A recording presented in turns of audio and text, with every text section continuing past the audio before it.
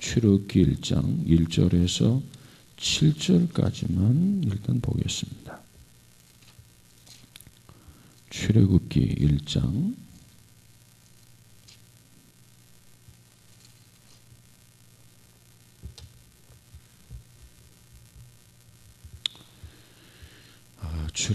1장 1절에서 7절까지만 일단 보겠습니다.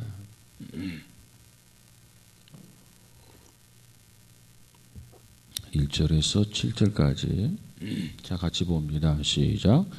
야곱과 함께 각각 자기 가족을 데리고 애굽에 이른 이스라엘 아들들의 이름은 이러하니 르우벤과 시므온과 레위와 유다와 이사갈과 스불론과 베냐민과 단과 납달리와 갓과 아세리요 야곱의 허리에서 나온 사람이 모두 70이요 요셉은 애굽에 있었더라. 요셉과 그의 모든 형제와 그 시대의 사람은 다 죽었고 이스라엘 자손은 생육하고 불어나 번성하고 매우 강하여 온 땅에 가득하게 되었더라. 아멘. 아멘. 자, 오늘부터는 이 출애굽에 대해서 좀 간단하게 말씀을 드리려고 합니다. 그래서 오늘은 1장을 중심으로 해서 번영과 고통이라 이런 주제로 잠시 말씀을 드리려고 합니다. 한 개인의 경우를 보면은 누구나 인생을 살아가면서 경험하는 것이 번영과 이 고통의 사이클을 경험하게 된다라고 하는 것입니다. 번영과 고통, 이 사이클을 경험하게 된다. 그래서 어떤 때 우리는 웃을 때가 있고 어떤 때는 울을 때가 있고 어떤 때는 기뻐할 때가 있고 어떤 때는 슬퍼할 때가 있고 누구에게든지 이 번영과 고통이 이렇게 사이클을 경험하게 된다. 다시 말하면 누구에게든지 개인이나 단체나 번영하는 때가 있는가 하면 반드시 고통을 당하는 때가 있다라고 하는 겁니다. 물론 그 정도의 차이는 좀 다를 수도 있죠. 다시 말하면 누구는 이 고통의 시간이 굉장히 많고 번영의 시간이 조금 이렇게 작을 수도 있고 또 반대로 어떤 사람은 번영의 시간이 굉장히 많을 때도 있고 그에 비하면 고통의 시간이 짧을 경우도 있고 이렇게 특별히 정도의 차이는 있을는지 모르지만은 보통 사람들에게는 이 번영과 고통이라고 하는 것이 두 경험의 보편성에서 예외가 되는 인생은 아무도 없다는 겁니다. 그렇기 때문에 우리는 우리 자신이나 어떤 단체에 번영이 찾아올 때 번영 그래서 누구든지 인생을 낙관하게 됩니다. 일이 잘 되면 누구든지 그 사람은 낙관적으로 생각한단 말이에요.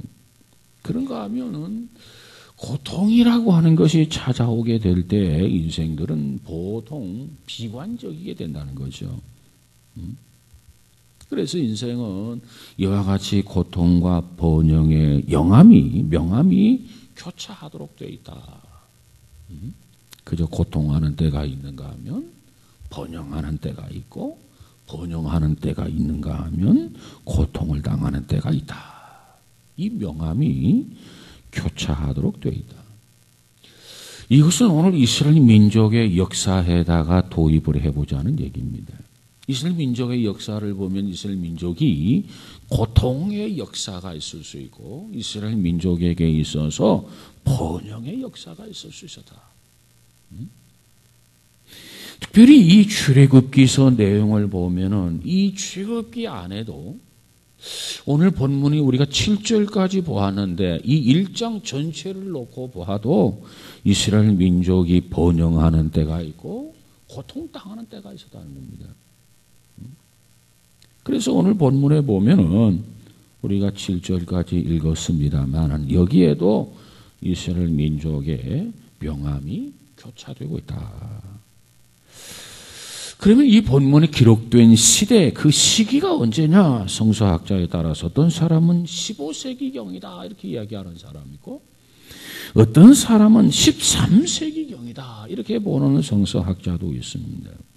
자, 이건 어떤지 간에 이스라엘 민족의 역사를 보면 흉년을 피해서 가나안 땅에서 애굽 땅으로 내려가게 됩니다. 애굽 땅에 내려갔을 때 그 애굽에서의 삶을 놓고 보아서도 그 삶 속에서 고통을 당하는 때와 번영을 당하는 때, 다시 말하면 번영하는 때와 고통하는 때를 우리가 분리해 볼 수 있다라고 하는 얘기입니다. 오늘 본문의 7절까지 읽었어요. 이 말씀을 우리가 보면은 역시 이 말씀 속에서도 정말 이 민족이 번영하는 때였지만은 그 배후에는 하나님이 섭리하고 하나님께서 주권을 행하셨다라고 하는 중요한 사실을 우리는 여기서 발견해야만 할 것입니다. 그렇다면 하나님은 왜 이스라엘 민족을 놓고 보았을 때 뭐 한 개인도 마찬가지죠. 한때는 이와 같이 번영을 주시다가 왜 이와 같이 또 고통을 허용하시는가? 왜 번영을 하게 하시다가 고통을 당하게 하시는가? 이 의문을 우리가 갖게 되는데, 왜 하나님께서 역사의 무대 배후에 숨으셔서 하나님의 주권적인 뜻과 섭리를 이와 같이 행하시나? 고통을 주었다가 번영하게 하고 번영의 시기를 주었다가 고통을 당하게 하는가라고 하는 그 이해를 우리가 해야 되겠다라고 하는 것입니다. 우리가 삶을 살면서 늘 어떤 일이 잘 될 때가 많죠. 번영을 경험을 하게 됩니다. 그리고 주님을 따라서 더욱 열심히 충성하며 살기를 원합니다. 자, 이와 같이 주님을 따르면서 번영을 경험을 하고 더 주님 앞에 충성하고 더 헌신하면서 살기를 원함에도 불구하고 왜 하나님은 때에 따라서 우리에게 고통 가운데 던져주시는가? 왜 우리를 고통을 경험하게 하시는가? 충성하기를 원하고 더욱 헌신하기를 원하는데 왜 고통을 우리에게 허락하시는가? 그런 부분들에 대해서 우리에게 의문을 가질 수도 있을 것입니다. 자, 그러면 오늘 우리는 이 말씀을 통해서 우리 인생에 경험하는 이 번영과 이 고통의 뜻을 이해하기 위해서 오늘 이스라엘 민족의 출애굽의 역사를 한번 같이 나누면서 이 말씀 속에 담겨져 있는 하나님의 교훈, 하나님의 메시지를 한번 생각해 보고자 합니다. 먼저 이스라엘 민족에게 번영의 역사가 시작이 됩니다. 오늘 우리가 7절까지 읽었습니다만 이 7절까지 내용, 1절부터 7절까지의 내용을 우리가 뭐라고 말하느냐? 이스라엘 민족의 번영의 시기다 이렇게 말할 수 있습니다. 번영. 하나님께서 이 민족을 번영하게 하시는 시기였다는 거죠. 다시 말하면 이 민족이 이때는 잘 나갔다는 얘기예요. 1절에서 7절까지는 잘 나갔어요. 이 민족적인 걱정, 염려, 근심 아무것도 없고 그저 늘 평안함 속에 잘 살았어요. 그런데 문제는 이제 8절부터입니다. 8절부터. 1절에서 7절까지는 이스라엘 민족의 번영을 하고 정말 평화를 즐기면서 살았던 저들인데 저들이 이제는 팔레스타인 땅에 흉년이 들게 되죠. 그랬을 때 요셉의 권고로 흉년을 피해서 애굽 땅으로 그 온 가족이 아브라함의 후손 야곱의 가족이 애굽 땅으로 이주를 하게 됩니다. 오늘날로 말하면 이민을 가는 거죠. 왜? 너무나도 살기가 어려워지니까 이민을 생각하고 이민을 가는 거예요. 여러분 오늘날 우리나라에서도 잘 살던 사람들이 어려움에 처하게 되면 이민을 많이 떠나지 않습니까? 뭐 경제적으로 어렵고 그러면 카나다로 이민을 갈까 호주로 이민을 갈까 하면서 어려우니까, 어려움에 처하니까, 어떤 사람은 사업에 실패하니까, 그래서 참 체면이 안 서니까 야, 카나다로 이민을 가야 되겠다. 호주로 이민을 가야 되겠다. 그래서 이민을 가는 사람들이 많이 있어요. 역시 이와 같이 야곱의 가족이 이스라엘 땅에 흉년이 드니까 요셉의 권고로 말미암아서 애굽 땅으로 이주를 하게 되었더라 하는 겁니다. 역사의 교훈이 있다면 그건 뭐냐? 역사는 언제나 반복되는 것이라는 겁니다. 우리가 종종 하는 이야기가 있죠. 어느 성적이 매우 불량한 한 학생의 아버지가 학교에 불려왔습니다. 그래서 담임 선생이 그 학생의 아버지와 성적에 대해서 상담을 하고 있었는데 그 담임 선생이 역사 과목을 가리키고 있단 말이에요. 선생님, 그런데 우리 아들 역사 과목은 우리 아들이 어떻게 공부를 했습니까? 이렇게 물었어요. 그랬더니 아버지께서 학교에 다닐 때는 어떻게 하셨습니까? 선생님이 오히려 그 학생의 아버지에게 반문을 했다는 겁니다. 그러자 그 아버지는 머리를 극적이면서 저는 뭐 형편이 없었지요. 이렇게 대답을 했어요. 그럴 때 그 담임 선생님은 이렇게 말했다고 하죠. 역사는 반복되는 것입니다. 그렇습니다. 역사는 반복되는 거예요. 해 아래 새 것은 하나도 없어요. 이 똑같은 일들이 반복되는 것이 역사, 히스토리라고 말해요. 자, 팔레스타인 땅에 몇 명이 내려가게 되냐면 이스라엘 땅에 자, 이 팔레스타인 땅에 애굽으로 내려가게 되는데 몇 명이 내려가게 되냐면 5절에 가서 보면은 70명이 내려간다고 얘기하잖아요. 5절. 자, 이 5절이 70명이 내려가게 되는데 그 70명이 어떻게 되었는가? 그 숫자적으로 보면 7절에 자, 7절을 한번 가서 볼까요? 시작. 이스라엘 자손은 생육하고 불어나 번성하고 매우 강하여 온 땅에 가득하게 되었더라. 그래서 70명이 내려가 가지고 어떻게 되었다고요? 생육이 증다하고 번식하고 창성하고 심히 장대하여 온 땅에 가득하게 되었더라. 그러니까 70명의 인구가 번식하고 창성해서 강대하게 되었다라고 하는 거예요. 얼마쯤 되었을까?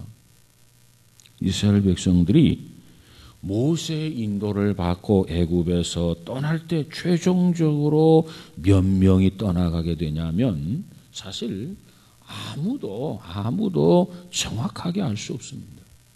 그 추측은 그러나 가능하죠. 정확하게 몇 명 떠나는지는 우리가 알 수가 없어요. 그러나 우리가 아는 것은 어디까지나 추측입니다.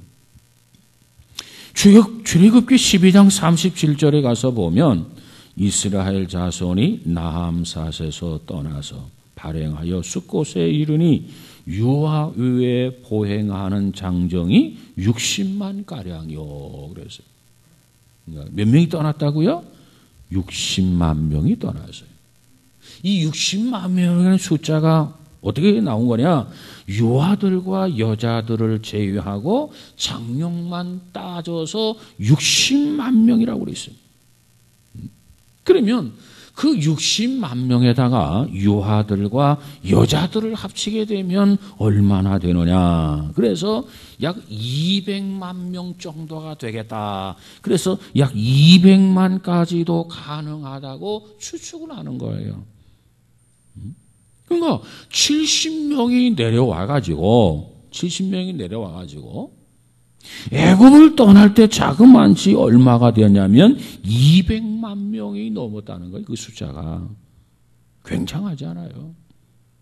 엄청나잖아요. 그래서 이때를 뭐라고 하느냐? 이스라엘 민족에게 있어서 번영의 때였다. 그러면 이 기간이 어느 정도 되었다고 하는 거냐? 약 300여 년에 걸쳐서 그들은 애굽에서 아주 평화로운 번영의 삶을 누리게 되었던 겁니다. 그런데 본국에서도 아니고 흉년을 피해서 애굽으로 내려간 이스라엘 백성들은 이와 같이 번영하는 한때가 있었단 말이에요. 그러면 왜 하나님께서 흉년을 피해서 애굽으로 내려간 이 백성들에게 이처럼 번영의 때를 허락하셨는가? 그 번영의 때를 허락하신 이유가 도대체 뭔가? 우리는 여기에서 그 이유를 두 가지로 추정해 볼 수가 있습니다. 두 가지. 그 첫째는 개인적 고통을 보상하시는 하나님의 선하심이다라고 하는 것입니다. 개인적 고통. 그것을 보상하시는 하나님의 선하심이다. 여러분, 하나님께서는 자기 백성들에게 고통만 받으라고 말씀하신 적이 결코 없으십니다. 하나님을 사랑하는 자, 그 뜻대로 부르심을 입은 자들에게는 모든 것이 합력하여 선을 이루느니라. 이 말씀은 로마서 8장 28절의 말씀이에요. 다시 말하면 신약에 있는 말씀입니다. 근데 이 메시지 내용은 이 구약과 신약을 관통하는 하나님의 백성들을 향한 일관성 있는 하나님의 섭리라는 거죠. 하나님을 사랑하는 자, 곧 그 뜻대로 부르심을 입은 자들에게는 모든 것이 합력하여 선을 이루느니라. 그러니까 이것은 하나님의 모든 백성들이 주장할 수 있는 약속이고 실제로 모든 시대를 통해서 그리스도인들에게 이 말씀만큼은 애송되는, 그저 사랑하고 암송하는 그런 말씀이에요. 어떤 사람은 이 말씀을 기도하면서도 인용을 하고, 그리고 그날 하루하루의 삶을 적용하면서도 인용을 하고. 왜? 사실 하나님을 사랑하는 자, 곧 그 뜻대로 부르심을 입은 자들에게는 모든 것이 합력하여 선을 이룬다. 사실 이것이 바울 선생의 하나의 인생관이었습니다. 뿐만 아니라 모든 시대를 살아가는 하나님의 백성들에게 있어서의 한 인생관이다. 이렇게 말씀을 드릴 수 있어요. 하나님은 그 고통 자체를 영원토록 남겨두시지 않는다고 성경은 그렇게 말씀하고 있습니다. 사실 고통이라고 하는 것은 누구나 다 오지요. 누구에게나 반드시 고통이 있어요. 여러분 자신의 삶을 이렇게 뒤돌아본다 할지라도 내가 나의 삶에 있어서 어느 때까지는 고통의 시기였다. 그런데 어느 때부터는 번영의 시기였다. 아니 어느 때까지는 번영의 시기였다. 그리고 어느 때부터는 나 개인에 있어서 고통의 시기다. 아마 여러분의 짧은 생애를 놓고도 이와 같이 나누어 볼 수 있을 것입니다. 누구에게나 고통은 반드시 있어요. 그리고 이 고통은 피할 수가 없어요. 하나님의 백성들도 결코 이 고통에서 예외는 아닙니다. 벗어날 수 없어요. 그런데 문제는 이 고통이 있는데, 누구에게든지 이 고통이 있는데, 이 고통은 결코 피할 수가 없는데, 예외가 없는데, 문제는 하나님께서 이 고통을 반드시 선으로 변화시켜 주신다는 약속이에요.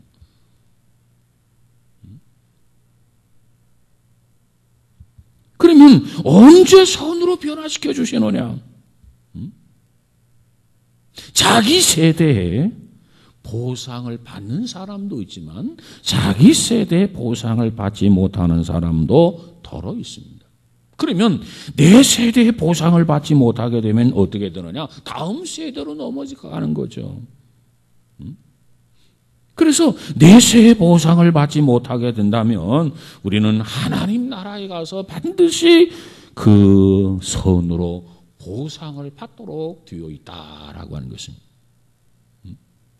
그래서 하나님께서는 개인적 고통을 반드시 보생하시는 하나님, 그런 선하신 하나님이시다. 모든 것이 합력하여 선을 이루느니라 그랬어요. 이 창세기 마지막 부분에 가서 보면은 아브라함과 이삭, 야곱, 그 하나님 백성의 그 일가는 무척이나 고통스러운 시간을 살아가게 됩니다. 물론 흉년으로 경제적인 그러한 고통을 겪게도 되죠. 그러나 그 외 여러 가지 고통도 그들은 함께 겪고 있어요. 그런 고통 속에서 하나님의 방법이, 하나님의 섭리가 나타나게 되는데 어떻게 나타나느냐? 그 고통받고 있는 그 가족 중에서 한 사람을 먼저 애굽으로 내려보내는 거예요. 그 한 사람이 도대체 누구냐? 우리가 잘 알고 있는 요셉이라는 사람입니다. 요셉. 하나님은 그 요셉이라고 하는 사람, 다시 말하면 이 기이한 사건을 통해서 하나님께서 섭리하시잖아요. 그 기이한 사건이라고 하는 게 도대체 뭐냐? 그 요셉의 형들에 의해서 노예로 팔게 되지 않습니까? 그 당시 보면 요셉은 참으로 정말 말할 수 없는 억울함, 원통함이 요셉에게 있었을 거예요. 그러나 그 요셉을 형들에 의해서 애굽에 팔리게 한 것은 그것이 하나님의 백성, 다시 말하면 야곱 일가의 그 고통, 그들이 당하는 그 고통을 보상하시려는 하나님의 선하신 손길이 거기에는 개입되어 있었다고 하는 거예요. 사실 요셉이 애굽에 팔리는 거, 그것이 하나님께서 그들에게 일가의 고통을 보상하시려는 하나님의 선한 손길일 줄 누가 알았겠습니까? 당시에는 그 누구도 그것이 하나님의 섭리다, 하나님의 역사다, 개인적 고통을 보상하시려는 하나님의 역사였다, 이렇게 예측할 수 없었을 겁니다. 그런데 우리가 창세기를 가서 보면은 감동적인 한 대목이 나오게 되는데, 그 감동적인 대목이라는 게 어디냐? 요셉이 자기를 팔았던, 자기의 고통을 주었던, 자기를 사지에 밀어넣었던 그 형들, 애굽의 권자에서 그 요셉이 그 형들을 만나게 됩니다. 그 결정적 순간에 요셉이 그들을 향해서 고백하는 내용이 있어요. 이것이 감동적인 대목이라는 거예요. 그 내용이 뭐냐면 창세기 45장 5절에 보면 당신들이 나를 이곳에 팔았으므로 근심하지 마소서, 한탄하지 마소서, 하나님이 생명을 구원하시려고 나를 당신들 앞서 보내셨나이다. 이것이 요셉의 형들에게 고백하는 내용 아닙니까? 당신들이 나를 이곳에 팔았다고 걱정하지 마소서. 혹시 내가 형들에게 복수하지는 않을까 걱정할 필요가 없습니다. 나는 믿습니다. 하나님이 우리 가족에게 생명을, 우리 민족의 생명을 구원하시려고 나를 당신들보다 먼저 앞서서 보내신 것을 나는 믿습니다. 이것이 요셉의 고백이란 말이에요. 이 창세기 45장 이 5절 이 고백을 우리는 뭐라고 말씀하고 있느냐 하면 하나님 주권에 대한 요셉의 믿음의 고백이다, 이렇게 우리가 정리해 볼 수 있습니다. 여러분, 우리가 요셉이 고백한 이 고백을 단순하게 보면 아 그렇구나, 그럴 수도 있겠다 이렇게 생각하지만 그 내용을 이렇게 하나하나 생각해 보면 이 고백은 참 엄청난 고백이에요. 대단한 고백이에요. 아무나 할 수 있는 고백이 아닙니다. 자기를 바랐던 그 형들 앞에서 머리를 들고 날 보십시오. 내가 누굽니까? 형들이 재질하셨겠죠. 아니 세상에 이제는 꼼짝없이 죽었구나, 이젠 살아서 돌아가기는 틀렸구나, 아니 어떻게 그 요셉이 애굽의 국무총리가 돼 있지, 아니 언제 저렇게 와서 출세한 거야. 그런 그 형들에게 당신들이 나를 이곳에 팔았으므로 근심하지 말고 한탄하지 마소서, 하나님이 생명을 구원하시려고 나를 당신들 앞에 보내셨나이다. 우리 가족을 구원하려고, 우리 민족을 구원하려고, 우리 나라를 구원하려고 나를 당신들보다도 앞서서 보내셨다는 고백이에요. 하나님의 주권에 대한 믿음이 없으면 어떻게 이런 고백이 가능했을까요? 하나님이 역사하심을 믿었어요. 하나님이 섭리하심을 믿었어요. 하나님께서 주장하시는 것을 믿었어요. 그렇기 때문에 이 고백이 가능했더라. 여러분, 우리가 잘 알다시피 요셉이 그냥 뭐 빈말로 한 얘기가 아니잖아요. 요셉은 진실을 말한 거예요. 진실. 여러분, 우리에게 있어서 크고 작은 고통이 있지만은 그 어떠한 고통도 하나님의 섭리를 떠나서 우연히 맹목적으로 우리에게 주어지는 고통은 없다. 하나님께서 그저 심심하니까 우리에게 고통을 부여하는 거 아니다. 맹목적으로 하나님께서 우리에게 고통을 허용하시는 게 아니다. 분명히 하나님의 뜻이 있다. 분명히 하나님께서 섭리하신다. 여러분, 그 당시에는 그것이 고통이었죠. 그 당시에는 불행이었죠. 아니, 어떻게 형들이 동생을 팔아먹습니까? 죽으면서 구원해 주면 몰라도 어떻게 죽으라고 사지로 떠미냐 말이에요. 이건 있을 수 없는 얘기라. 그런 아픔이었었지만은, 가슴을 찢는 일이었지만은, 그러나 이 모든 것 배후에는 하나님의 선하신 섭리가 움직이고 있음을 우리는 믿어야 됩니다. 그 믿음을 가질 때 그 고통이 변하여 반드시 모든 것이 합력하여 선을 이루느니라 하나님의 선을 성취하게 된다라는 말씀이에요. 마침내 요셉에게 그날이 오고야 말지 않습니까? 그 감동적인 고백을 한번 우리가 다시 한번 살펴볼까요? 45장을 한번 가서 보십시다. 창세기 45장 5절, 6절, 7절, 8절까지 한번 가서 보십시다. 참 감동적 고백을 요셉이 형들 앞에서 하게 됩니다. 45장 5절, 4절부터 한번 가시고 봅시다. 다 보면 좋겠지만 4절부터 시작. 요셉이 형들에게 이르되 내게로 가까이 오소서. 그들이 가까이 가니 이르되 나는 당신들의 아우 요셉이니 당신들이 애굽에 판 자라. 가슴이 철렁했을 거예요. 그 다음 5절 시작. 당신들이 나를 이곳에 팔았다고 해서 근심하지 마소서. 한탄하지 마소서. 하나님이 생명을 구원하시려고 나를 당신들보다 먼저 보내셨나이다. 이 땅에 2년 동안 흉년이 들었으나 아직 5년은 밭갈이도 못하고 추수도 못할지라.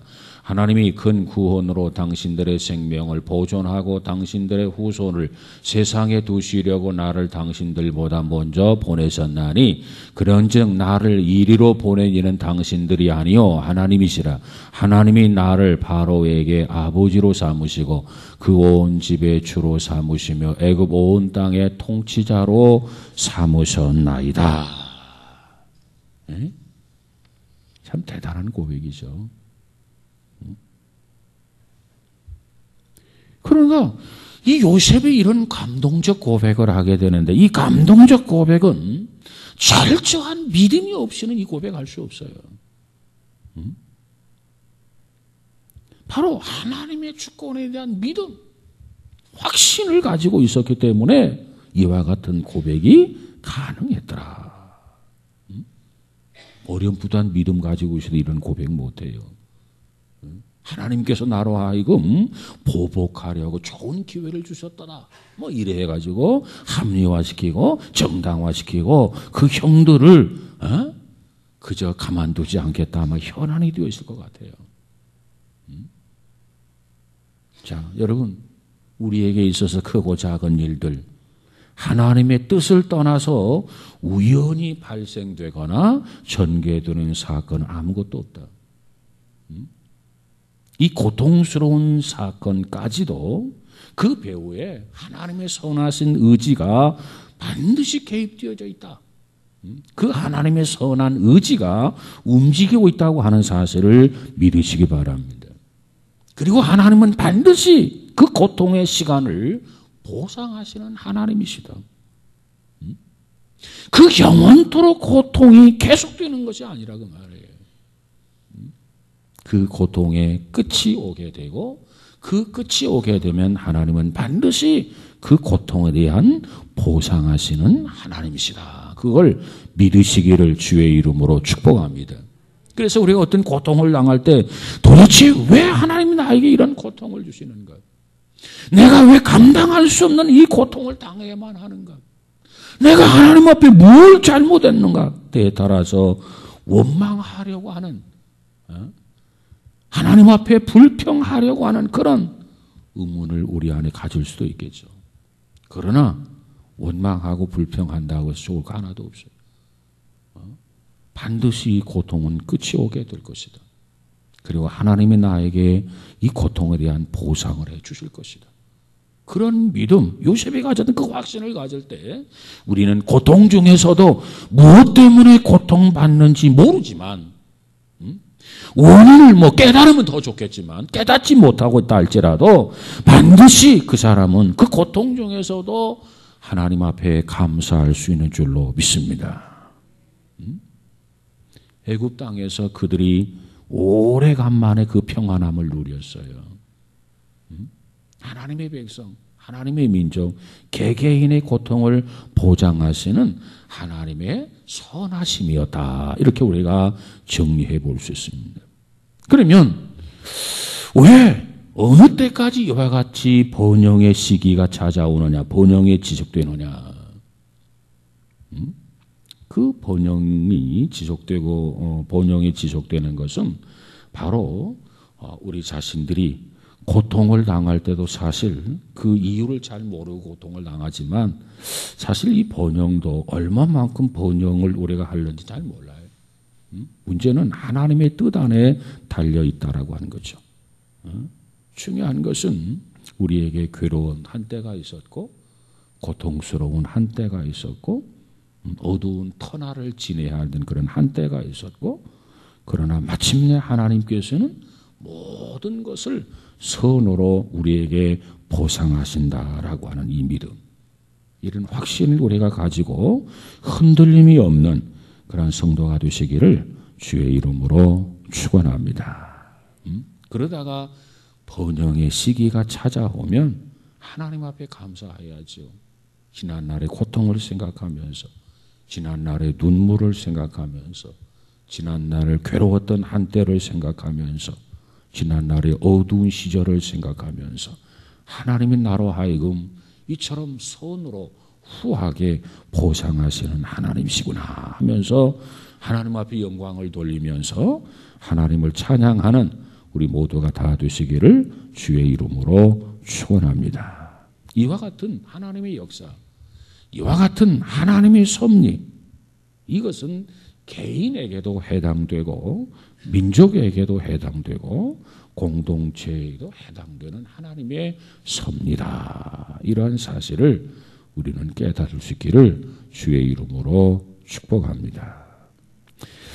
두 번째로는 공동체 안에 하나님의 뜻을 이루고자 하는 하나님의 선하심이다. 이렇게 말씀드릴 수 있습니다. 이 두 번째는 다음 시간에 같이 하도록 말씀을 드리도록 하겠습니다. 자, 오늘 이 말씀을 잠깐만 정리하면 누구 개인에게나 민족에게나 고통받는 때가 있느냐 하면 번영하는 때가 있다는 거예요.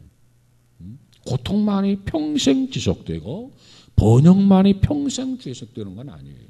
고통의 때가 있는가 하면 번영의 때가 있고 번영의 때가 있는가 하면 고통의 때가 있다. 다만 번영의 때가 좀 길고 고통의 때가 좀 짧고 고통받는 때가 길고 번영의 때가 좀 짧을 수도 있지만은 그러나 이 번영과 고통의 이 굴레, 이것은 누구 개인에게나 민족에게는 반드시 있다는 겁니다. 그 번영은 축복이고 고통도 축복으로 받아들여야 된다. 그 이유는 모든 것이 합력하여 하나님은 반드시 손으로 보상하시는 하나님이기 때문에 그걸 알 때 우리는 고통 중에서도 하나님 앞에 감사할 수 있게 될 줄로 믿습니다. 그래서 이스라엘 민족의 역사 오늘 7절까지 보았습니다만 이때 7절까지는 번영의 때였다. 근데 문제는 8절부터예요. 이제 8절부터 이스라엘 민족이 다 고통이 또 시작이 됩니다. 요셉을 알지 못하는 새 왕이 일어나 애굽을 다스리더니 이때부터는 애굽에 있는 이 민족을 경계하기 시작을 하고 핍박하기 시작을 하고 고통을 가져다 주는 시기가 또 시작이 돼요. 그러니까 역사의 수레바퀴 고통과 번영, 번영과 고통 이것은 반복되는 것이다. 역사 반복되는 것이 역사예요.